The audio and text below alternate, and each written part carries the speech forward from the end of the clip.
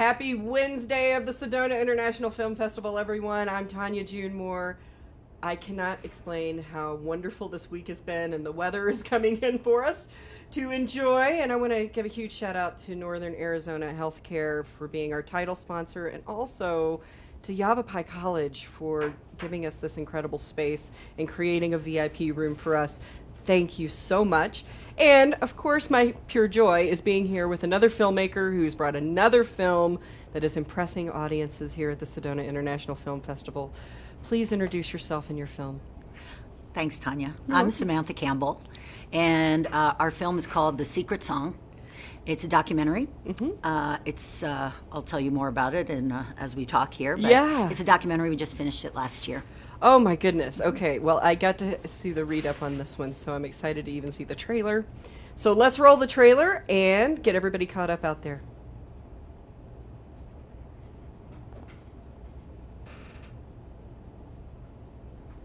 I said boom, chick, cara.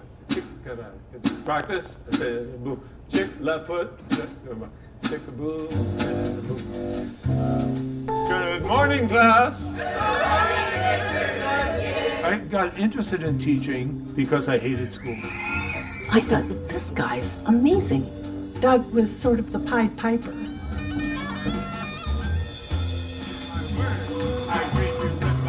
There was that back and forth always, music, movement, then Doug's teaching.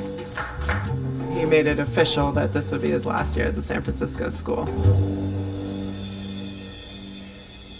I would imagine he worries about technology and somehow overrunning the collaborative, heartfelt sensibilities. When you got this good groove going, you don't randomly change it. Change can be really hard for him. Got this text from a friend saying, watch out for coronavirus. I've had to learn 6 different technologies in 2 weeks. Some of the biases around what's important and what's less important for education show themselves. This idea that music could become optional for the kids. Finally became clear, like, that's it for the year.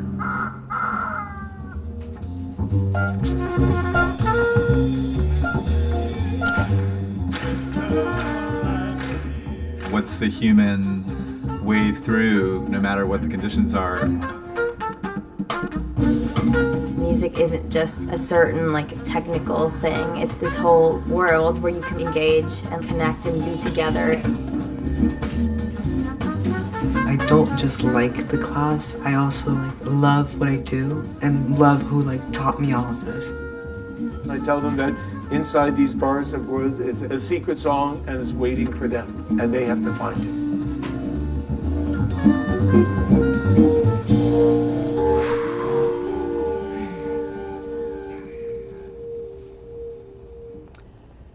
Just hits me in the feels, makes me think of the teachers that really changed my trajectory. You know, and I hope that there are many other young people and old people out there that have that teacher or that experience. Why was it important to tell this story? Well, I met Doug because my kids go to the school where he teaches or taught. And when I heard that, so I'd known him for about 9 years. And when I heard that he was retiring after 45 years, I'd never made a film before. And so this is my first film. And I was just like, well, somebody has to film this, right? Because it's just epic. Yes. His career, his contributions. So we started in summer of 2019, basically following Doug around and filming him. And then the school year started, of course. And then, come January and February and March. Yes. School closed Big in March. change. Yeah, with the pandemic. And so the film, in the actual time, we're making a documentary, and then the shutdown happens, and suddenly we don't have classes to film. We don't have anyone to film, right? And so what do you do? And, we went deeper into our theme of resilience and of teacher and student connection, and how that that creativity and that improvisational nature, especially in the music class. And how adaptable. Adaptable, right. And so it sort of made my point for me in a stronger way, which is, being together and having arts education is a vital part of growing up and being a human being. It's not only for musical people, not only for artistic people. And so I wanted to show an audience like this is what it really means to have a music class. And this is a certain type of approach to teaching music that's different than a lot of people have experienced. Yes. And so it's a window into that, but it's also, you know, about music and arts in general and what that means for kids. I mean, I will never forget my elementary school music teacher. She was very similar to this. We were always on the move, and I think that was an important part of what I learned growing up. And I feel blessed. And then I see this, and it's beautifully shot, by the way, for a first film. Yeah. I was like, wow. I mean, you're going to have some people that are going to ask about what camera did you use? Oh, gosh. How did you get the sound? Yeah. And it's edited very well. Were you in on that? Yes, so I got to work with an editor, Jeff Boyette, who has some experience doing some great documentaries. One of the ones that I saw was called River City Drumbeat, about a teacher, a music teacher, and a program, and was sort of thematically a lot of the same, connection with students, his last year after many, many years, and a sort of an innovative program. So Jeff responded to the material, and I loved working with Jeff. He was a great collaborator and a huge support for me as a first-time filmmaker. I remember one time we have archival photos and cuts in the film, and one time I asked him, is it okay? Like, is it forbidden to use the same still twice in the film? And he said, well, first of all, we can do whatever we want because it's our movie. Yes. And yes, it is done. It's acceptable. But it was when he said, you know what? First of all, we can do whatever we want because it's our movie. I thought, this is my guy right here. Yeah.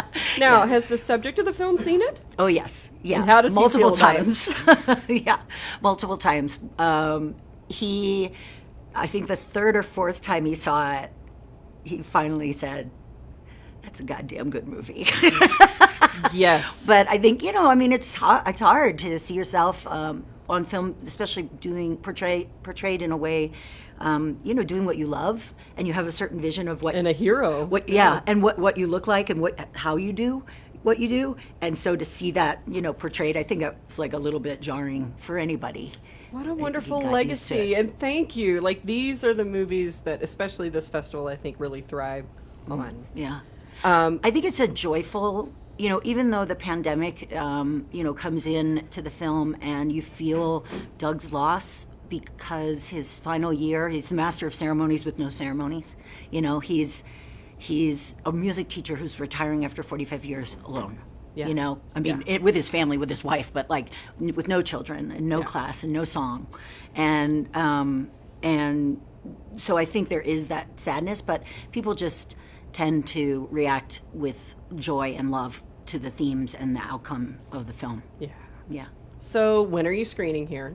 We are screening on Thursday, 7 p.m. and Saturday at 10 o'clock p.m. Oh. 10 o'clock a.m. Oh, goodness. Yeah. Okay. So music teachers, any music teachers, we Yes. encourage and will support you attending the festival. If you're out there, and you can get in touch with the film on Facebook or email us directly. And is there a website that people can go to as well? Yes, it's thesecretsongfilm.com. Yeah. All right. thesecretsongfilm.com. But I hope that any teachers really can come and experience it, because it really is a catharsis for a lot of teachers, and especially right now. Yeah, just getting back into it. Well, thank you. Thank you. Thank you Thanks, for bringing Tonya. this here. We so appreciate it. Oh, I'm having a great time. So and thank you. You're going to want to stay tuned. We have a big day today. Carol will be in this afternoon. I want to go over our hashtags this year, SIFF23 and Sedona Film Fest 23. And we will catch you in a few minutes with another incredible filmmaker.